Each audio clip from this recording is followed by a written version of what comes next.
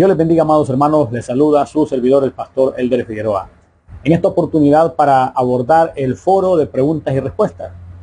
Por supuesto, basados en las Sagradas Escrituras y con la dirección del Espíritu Santo. Ya que si el Espíritu Santo no nos dirige, esto sería en vano y estaríamos realmente haciéndolo de forma humana. Que sea el Señor dirigiéndonos y en el nombre de Jesús vamos a comenzar con la primera consulta. ¿Cómo identificar cuando una persona está predicando la prédica del Evangelio de la prosperidad? ¿Cuáles son las características? Ok, una de las características de ese evangelio falso de la superprosperidad es precisamente que en cada culto, en cada reunión, en cada predicación, el tema recurrente es material. Es de siembra y de cosecha, es de pactos y es relacionado siempre con cosas de la tierra y no con las del cielo. De hecho, la Escritura dice algo bien interesante en 2 de Pedro capítulo 2, verso 3. Y dice, lo leo en el nombre de Jesús: y por avaricia harán mercadería de vosotros con palabras fingidas. Sobre los tales ya de largo tiempo la condenación no se tarda y su perdición no se duerme. Es interesante que habla de hacer mercadería por causa de la avaricia a la gente con palabras fingidas. Sería ese proceso, lo describe la Biblia. Y eso es lo que vemos ahora en mucha gente que se hace pasar por ministro de Dios, pero su mensaje está realmente ligado siempre con el tema económico. No quiero decir que Dios no tenga un sistema financiero, porque lo tiene, definitivamente. Dios tiene un sistema financiero en la Biblia que se ve con mucha claridad. De hecho, Jesús tenía un tesorero. Que él se desviara es otro tema, pero el oficio era muy bueno, el ministerio era bueno porque fue Jesús el que lo instituyó. De hecho, cuando el traidor cae, el oficio se lo reasignan a alguien más y el ministerio continúa. El ministerio de las finanzas, el ministerio de la tesorería, alguien que estaba a cargo de esa parte. Y podemos ver a lo largo de la Biblia, incluyendo en la era de la iglesia del principio, cómo los apóstoles manejaban finanzas. Ahora, esas finanzas no eran para enriquecimiento, ni para que una sola familia se lucrara, sino que era para beneficio de todo el cuerpo de Cristo. Y la Biblia, de hecho, muestra cómo los fondos económicos de la gente que siembra en el Evangelio tienen que ser destinados primeramente para sostenimiento de los ministros. Eso nos habla de un salario justo, pero también para las viudas, los huérfanos y las gentes que vienen de otras tierras que la Biblia le llama los extranjeros. Es decir, que hay que apoyar a esta gente también. Entonces la Biblia tiene toda una estructura de cómo se deben manejar las finanzas. Sin embargo, una de las formas en las que tú puedes determinar cuando una doctrina está inclinada hacia esa parte únicamente de la economía, de la falsa prosperidad, es cuando en cada reunión el tema recurrente es económico, el tema es de siembra y cosecha y además los pactos que la Biblia los desbarata de una forma clara.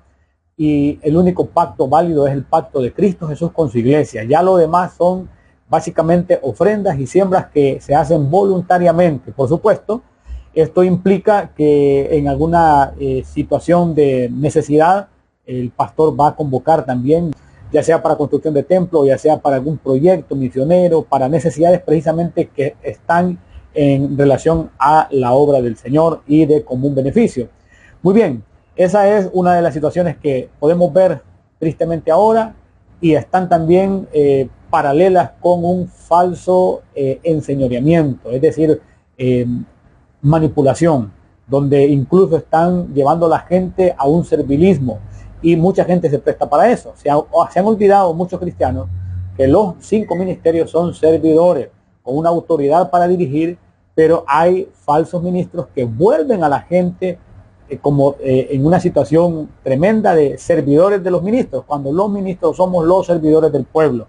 Dios para eso nos ha llamado, para servir al pueblo. Eso está claro. Entonces, aparte del tema recurrente de la economía, está muy paralelo con el enseñoreamiento y la manipulación de las masas, ¿verdad? Y no quiero decir que las iglesias grandes estén en esa dirección, no, porque hay mucho pueblo grande, pueblo de sana doctrina, pero hay mucha gente que está tratando de influenciar, de manipular, de enseñorearse del pueblo de Dios, y cuando revisamos su doctrina entendemos que están ahí en esa falsa prosperidad, en el falso evangelio de la falsa prosperidad, porque la verdadera prosperidad es la espiritual. Por eso la Biblia nos enseña de poner los ojos en las cosas de arriba y no en las de la tierra. Los de esa doctrina generalmente están vanagloriándose de alcances económicos, no hablan mucho del cielo sino de la tierra. Para ellos incluso se les logra ver un ego bien inflado, y esas son una de las muchas señales que se pueden ver. Pero tienes que estudiar la Biblia y pedirle al Señor discernimiento. Y si en tu congregación constantemente se habla de economía como prioridad, huye de ese lugar, porque ese lugar no es de sana doctrina. Sal de ese lugar pronto. Vamos a la siguiente consulta. Hermano pastor, Dios le bendiga. Les saludo desde acá, desde Costa Rica. Hermano, quiero hacerle una pequeña pregunta, a ver si usted me instruye un poco, pastor. Pero vieras que tengo un pensamiento del asunto de la ansiedad. Quiero preguntarle que cómo se puede dar eso en la vida del cristiano, el asunto de la ansiedad, cómo puede venir a nuestra vida y cómo puede apoderarse, y sobre todo cómo podemos atacar ese pensamiento de ansiedad en nuestra vida como cristianos, como creyentes, como hijos de Dios. Amén. La ansiedad definitivamente es un ataque a la mente, pero hay muchos factores por los cuales se puede presentar. Número uno, la alimentación. Tenemos que entender que mucho de lo que el cristiano experimenta es por un desorden alimenticio. Yo lo pude descubrir en mi vida. Beber tanta bebida carbonatada, bebidas de cola, eso altera el sistema nervioso, y eso definitivamente hace que la persona experimente ansiedad, y en muchos casos pueden hasta pensar que se trata de un ataque cuando en realidad es un desorden alimenticio. Ok, eso es por el exceso de cafeína, edulcorantes y todo el contenido basura que tiene en realidad ese tipo de bebidas, que yo considero incluso que ese tipo de bebidas están contradiciendo aquel texto que dice que el que destruye el templo de Dios, Dios le destruirá a él. Ok, esa es una de las causas, es decir, la mala alimentación. Pero también existe el tema de que muchos cristianos tienen su mirada puesta o en el pasado o en el futuro, y muy pocas veces en el presente. Eso produce ansiedad. El pasado ya no existe, ya no se puede hacer nada con el pasado. En cuanto al futuro, lo que podemos hacer es prepararnos y seguir los pasos de Jesucristo, la enseñanza del Dios eterno, para que sean pasos ordenados, disciplinados y por supuesto con la bendición de Dios. Ahora, también en 1 de Pedro 5, del 6 al 7, dice la Escritura lo siguiente: humillaos pues bajo la poderosa mano de Dios, para que Él os exalte cuando fuere tiempo, echando toda vuestra ansiedad sobre Él, porque Él tiene cuidado de vosotros. Seguidamente dice lo siguiente: sed sobrios y velad, porque vuestro adversario el diablo, como león rugiente, anda alrededor buscando a quien devorar. Podemos entender que la ansiedad es una situación que se puede entregar a Dios. Entonces es importante que comprendamos que previo hay que humillarnos. Esto significa de llegar a Dios y decirle: esto me está causando falta de paz, esto me tiene ansioso, esto me está dañando, te lo entrego, encárgate tú.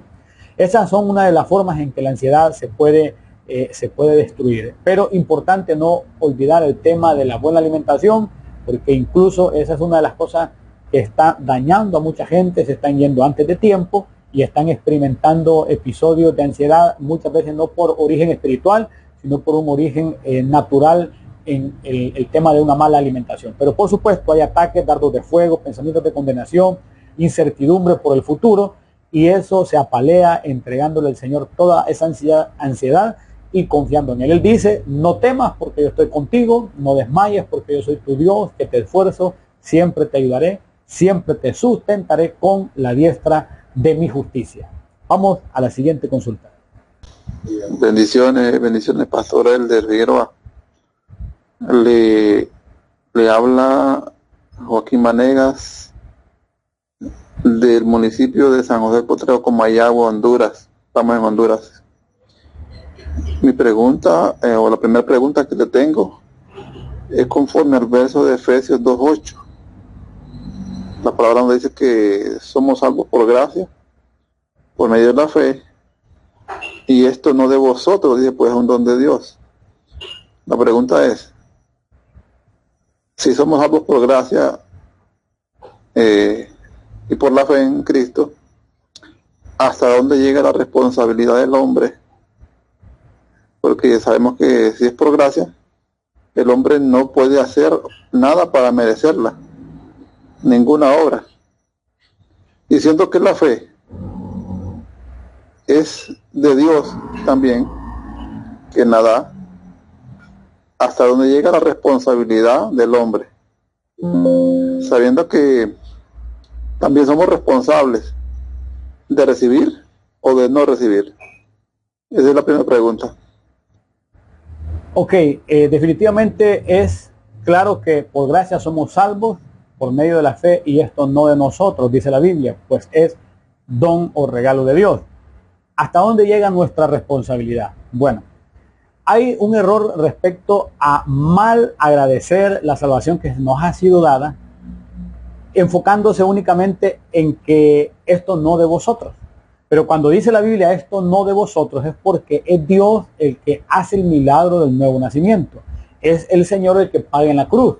Sin embargo, el que nos compró, el que nos salvó, nos da responsabilidades. Y de hecho, la Biblia describe en el libro de Hebreos, capítulo 5, vamos a ver, en el verso 9, dice la Escritura, y habiendo sido perfeccionado, hablando de Jesús, vino a ser autor de eterna salvación para todos los que le obedecen.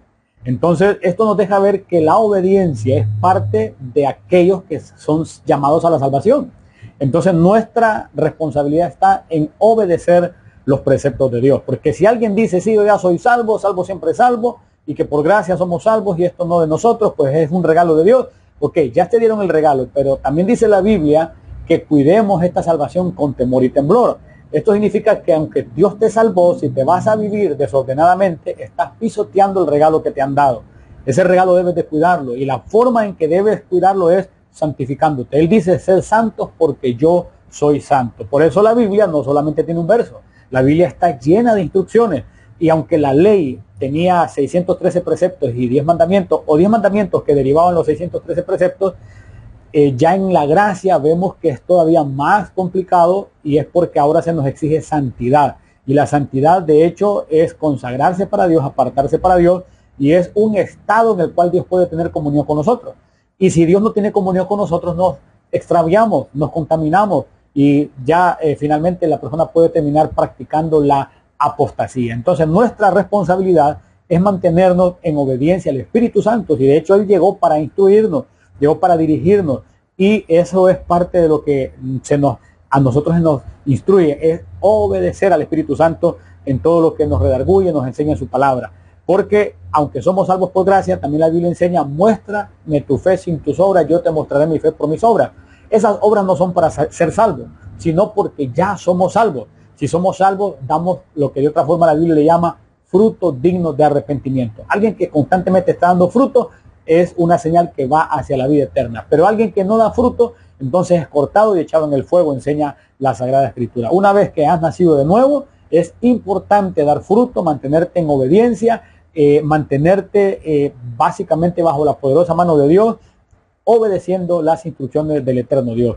Y las instrucciones de Dios son precisamente para cada vez alejarnos de lo que nos puede llevar a la condenación. Vamos a la siguiente consulta.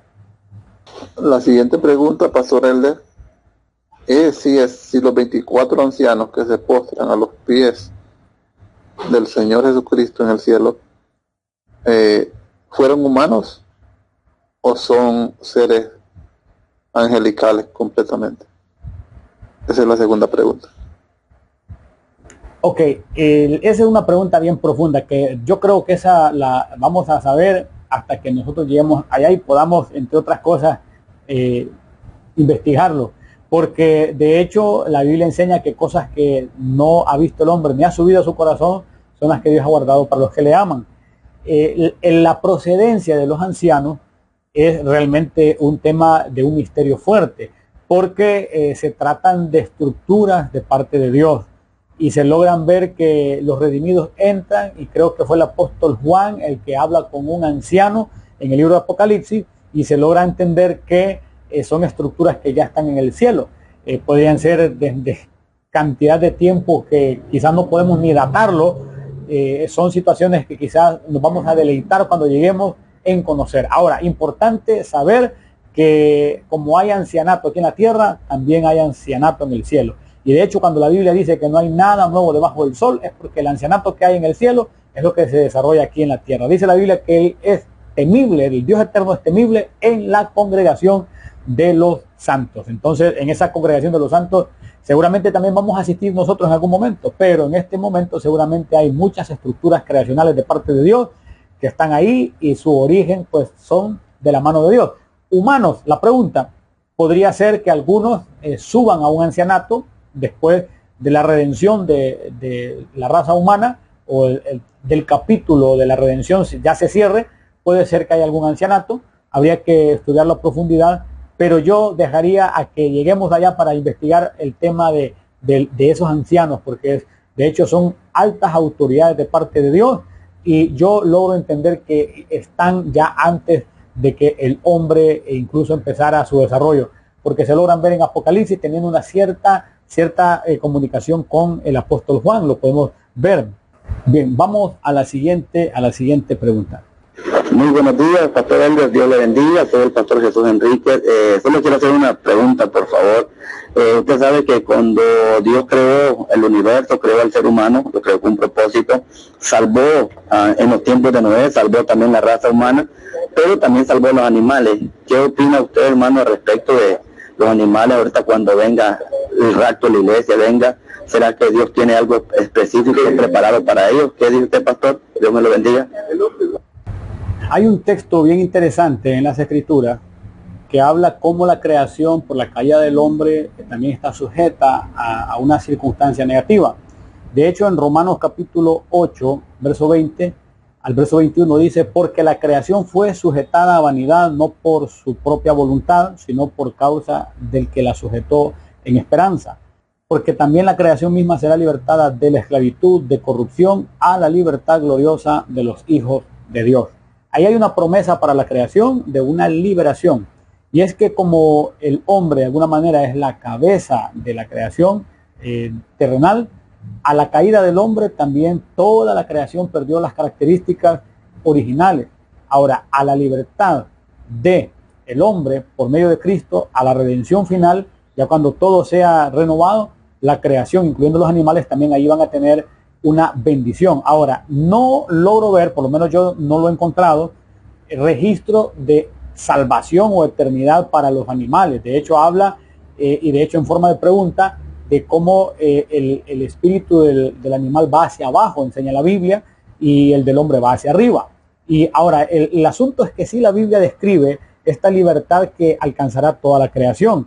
Y hay una situación también que se describe en el libro de Isaías, capítulo 11, y dice del verso 5 en adelante, y será la justicia cinto de sus lomos y la fidelidad ceñidor de su cintura. Isaías 11:6 dice, morará el lobo con el cordero y el leopardo con el cabrito se acostará. El becerro y el león y la bestia doméstica andarán juntos y un niño los pastoreará. La vaca y la osa pasarán, sus crías se echarán juntas y el león como el buey comerá paja.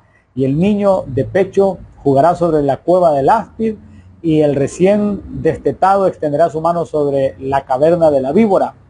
No harán mal ni dañarán en todo mi santo monte, porque la tierra será llena del conocimiento de Jehová, como las aguas cubren la mar. Lo que la Biblia deja ver es que viene una restauración también para el reino animal. Recordemos que Jesucristo, entre los hombres, Él es el Hijo de Dios. Para los animales, Él es el león de la tribu de Judá. Sobre el reino mineral, Él es la piedra viva. Y así, incluso en el reino vegetal, Él es el olivo. Entonces, Él reina sobre todo. Entonces podemos entender que el reino animal también será restaurado, pero está agendado que cuando el hombre salga totalmente de la esclavitud en la que está, que es por medio de Jesús, también la creación será libertada de esa condición. Eso es lo que tiene la Escritura al respecto. Vamos a la siguiente consulta. La siguiente pregunta, Pastor Elder, es sobre los invitados a las bodas. ¿Quiénes son los invitados? Bien, en el libro de Mateo se registra cómo se envían a los siervos diciendo a los convidados: he aquí he preparado mi comida, mis toros y animales engordados han sido muertos y todo está dispuesto, venid a la boda. La invitación no solamente es para el mundo, aunque aquí se logra ver la invitación para la raza humana. Jesucristo es el que se casará con el pueblo santo, entonces la invitación es en general. Sin embargo, de forma como parabólica se logra ver en el libro de Mateo, capítulo 22, volvió a enviar a otros siervos diciendo: decida a los convidados, he aquí he preparado mi comida, mis toros y animales engordados han sido muertos y todo está dispuesto a venir a la boda. Esto nos deja ver que los invitados son los hombres a la boda del Cordero. La Biblia habla en reiteradas ocasiones de la boda del Cordero.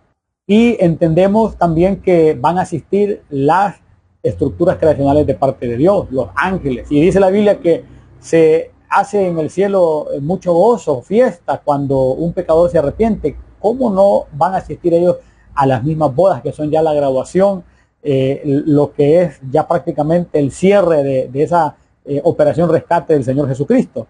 Y de hecho encontramos que en Apocalipsis habla del gozo, y es Apocalipsis 19, verso 7, y dice: gocémonos y alegrémonos y démosle gloria, porque han llegado las bodas del Cordero y su esposa se ha preparado, y a ella se le ha concedido que se vista de lino fino, limpio y resplandeciente, porque el lino fino es las acciones justas de los santos.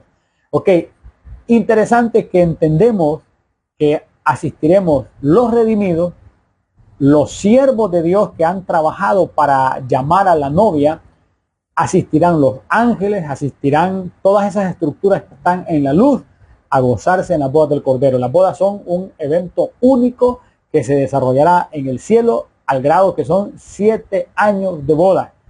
Es un evento que tú no te lo puedes perder, y si me estás escuchando y aún no estás escrito para la boda del Cordero, te invito, porque esto también es para ti.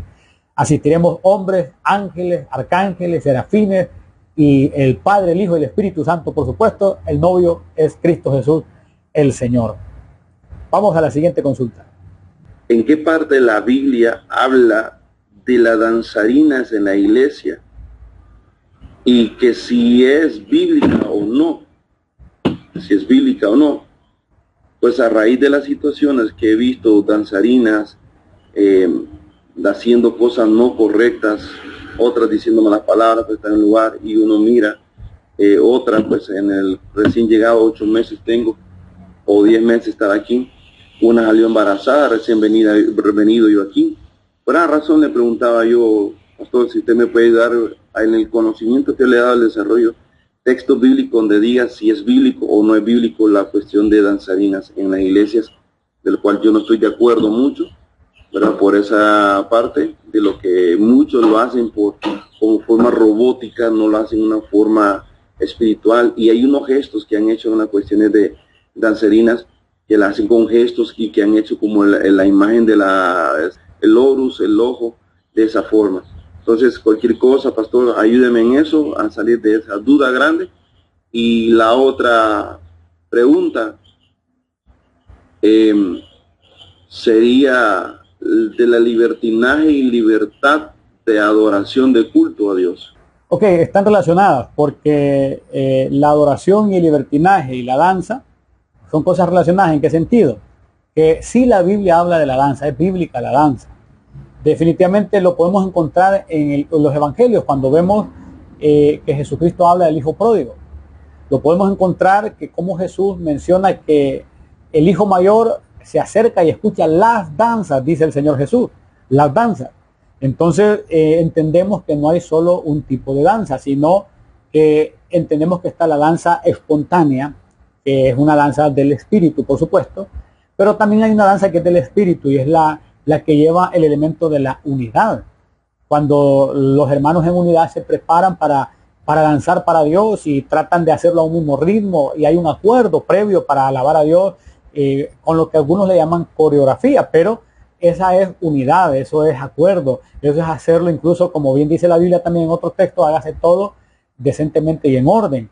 Entonces podemos entender que la danza es también parte de lo que la Biblia menciona, ejércitos en orden también. Dice la Escritura ¿Quién es esta que se muestra como el alba, esclarecida como el sol, imponente como ejércitos en orden? Entonces, las danzas del espíritu no solo son las que la persona cierra los ojos y se entrega, sino también aquellas en las que hay unidad, hay gozo, hay hermandad, hay comunión y hay acuerdo para poder danzar incluso de la misma manera.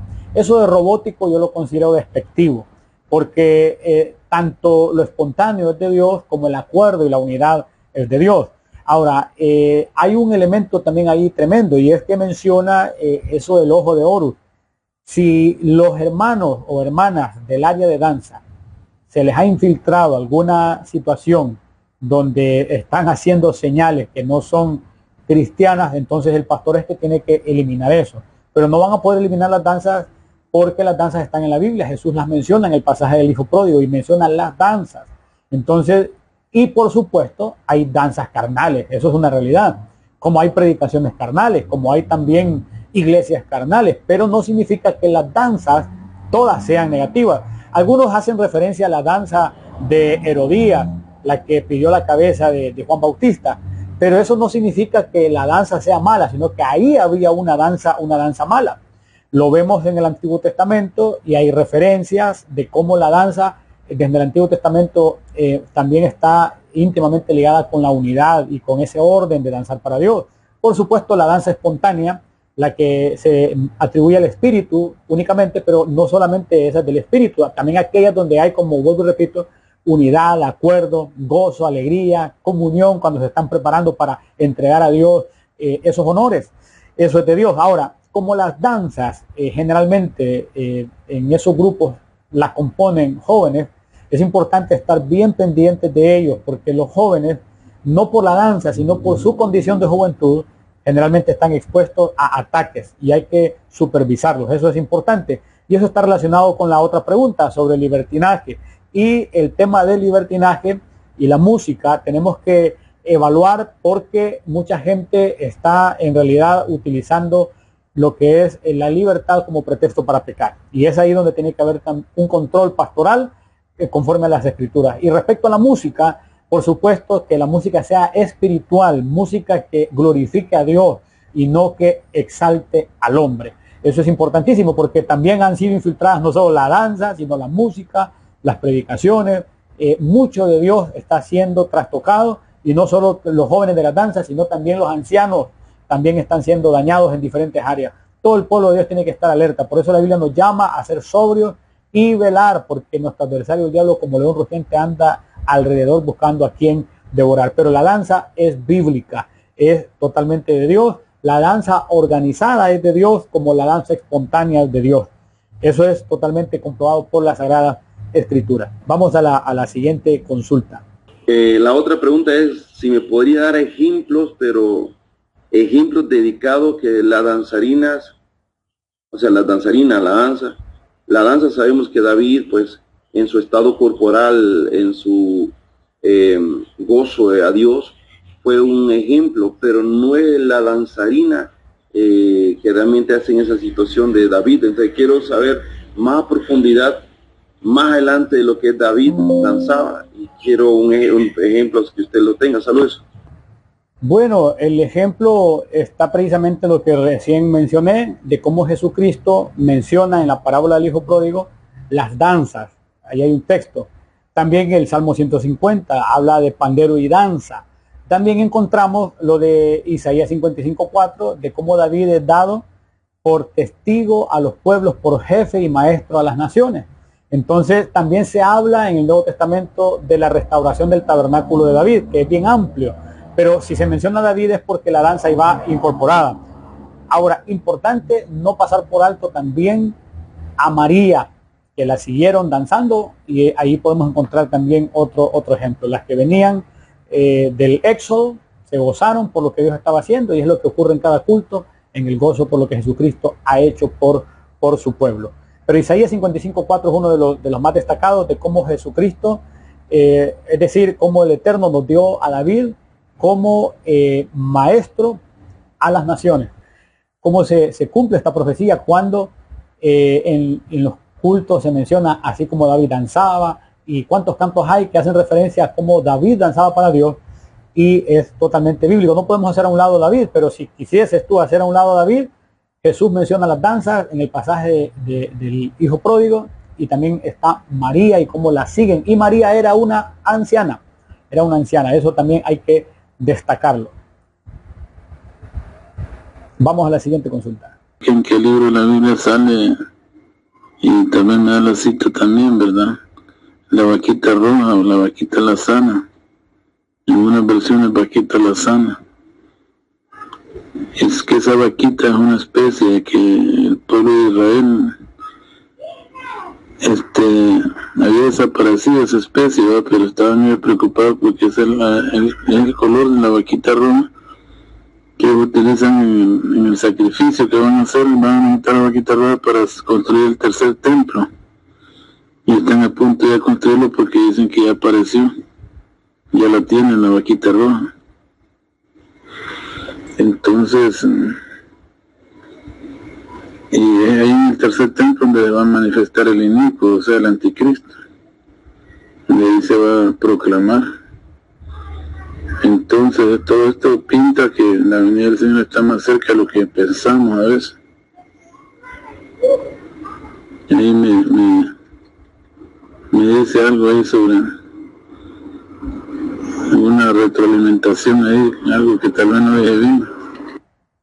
Ok, se habla de la vaca roja en Números capítulo 19, verso 2 al 3, donde dice: esta es la ordenanza de la ley que Jehová ha prescrito diciendo: di a los hijos de Israel que te traigan una vaca alazana perfecta, en la cual no haya falta, sobre la cual no se haya puesto yugo, y la daréis a Eleazar el sacerdote, y la sacará fuera del campamento y la hará degollar en su presencia. Ok. Esto también en la versión del lenguaje sencillo lo menciona de esta forma. El verso 2. Díganles a los israelitas que esto es lo que yo ordeno. Traigan una vaca de pelo rojo que no tenga ningún defecto y a la que nunca haya hecho trabajar, se haya hecho trabajar en el campo. Okay. Esa es la vaca rojiza, roja o alazana. Importante que, aunque se le diga vaquita, eso realmente está fuera de la gracia, porque incluso recordemos que Jesucristo, cuando Él está en la cruz del Calvario, el velo del templo se rasgó. Algunos de forma simbólica dicen, aunque pudo haber sucedido también literal, que Dios rasga el velo del templo y que los sacerdotes se fueron a costurarlo después. Pero esa forma de señal que se vio con el velo del templo es porque todo lo antiguo, los procesos del Antiguo Testamento estaban quedando ya no vigentes por causa del sacrificio de Jesús, que es el sacrificio perfecto. Ahora, es ahí donde se describe en el libro de Números capítulo 19. Interesante, sí está íntimamente ligado con las señales del fin, porque de hecho constantemente están atentos a los nacimientos de este tipo de animal, y se dice que nacieron 5 en Houston, Texas, y que de hecho ya se trasladaron a Israel. Y recientemente la noticia de que ya se hizo el sacrificio y una forma de purificación, que algunos creen incluso que ya están listos para armar el templo, que no se publica porque puede haber represalias de las otras religiones, pero se cree que ya están listos y que ya hicieron un ensayo, que puede ser que lo hayan hecho de forma oficial también, religioso. Y hubo un comentario y es el siguiente: de hecho el destino del mundo entero depende de la vaca roja, dijo alguien. Dice un representante del instituto, porque hay un instituto del templo, ¿verdad? Y eso es importante saberlo también, porque están haciendo preparativos y hay toda una organización. Lo leo: de hecho, el destino del mundo entero depende de la vaca roja, dice un representante del instituto, porque sus cenizas son el único ingrediente que falta para la restauración de la pureza bíblica y, por tanto, la reconstrucción del templo sagrado. Importante reconocer que ese templo, quien va a entrar ahí va a ser el anticristo, el que llegará y se sentará haciéndose pasar por Dios. Y todo esto lo que nos muestra, sí, definitivamente que estamos muy cerca de que Cristo Jesús venga. Jesús dijo: yo vengo en nombre de mi Padre y no me recibís. Otro vendrá en su propio nombre, a ese recibiréis. Y ese es precisamente el que van a recibir, el que va a entrar en ese lugar, desarrollándose en ese tiempo un oficio como la forma del Antiguo Testamento, sacrificios de animales, porque no creen en el sacrificio de Jesucristo, que cada sacrificio del Antiguo Testamento apuntaba al sacrificio de Cristo Jesús. Lastimosamente, muchos judíos rechazó a Cristo y de hecho le rechazaron y se cumplió el texto. A los suyos vino, mas los suyos no le recibieron, mas a los que le recibieron les dio autoridad de ser hechos hijos de Dios. Eso somos nosotros. Entonces sí, el tema de la aparición de una vaca rojiza es realmente parte del panorama profético. Así que estemos preparados porque Cristo viene pronto y su galardón con él para recompensar a cada uno según sea su obra. Esto ha sido todo por hoy, amados hermanos. Les envío un fuerte abrazo. Compartamos esto para que pueda llegar a muchas vidas. Recordemos que cada una de estas preguntas y respuestas edifica a los que han estado también con la misma interrogante. Y todo esto viene de parte de Dios, con la dirección del Espíritu Santo y basado en las Sagradas Escrituras. Que Dios les bendiga. Su servidor, el pastor Elder Figueroa. Bendiciones.